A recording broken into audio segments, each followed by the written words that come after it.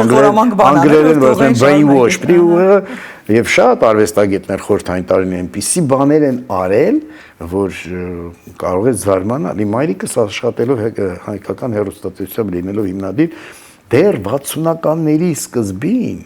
խոսում էր Սփյուռքահայության մասին, խոսում էր Արևմտյան Հայաստանի մասին, Հրաչյա Ներսեսյանի հետ հաղորդում էր արել, ինչպես Հրաչյա Ներսեսյանը նայում է դեպի Արևմտյան Հայաստան, ինչ Արևմտյան Հայաստանի ժամ, անում էին,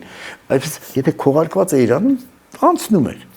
Ինչևէ, այն ժամանակ արդեն քանդեցինք մեր սահմանները, թուլացրինք։ Այդ թուլացնելուց հետո բրդում ես մի պատը քանդվի էլի ու բավական անկախ տարիներին պատը բաց քանդվեց, այսինքն դռները բացվեցին եւ իհարկե առաջին աղբն է գալիս վերև։ Աղբը եկավ տարբեր սերիալներով, տարբեր երկրների արտադրված, տարբեր եւ փող էին աշխատում, մարդիկ սոված, հանկարծ փողի համնարան, ով ինչ կարողանում էր անում էր, ոչ ոք չէր մտածում այսօրվա քո արածը վաղը սերունդները փչա, այսօր է սերունդներ փչացնում։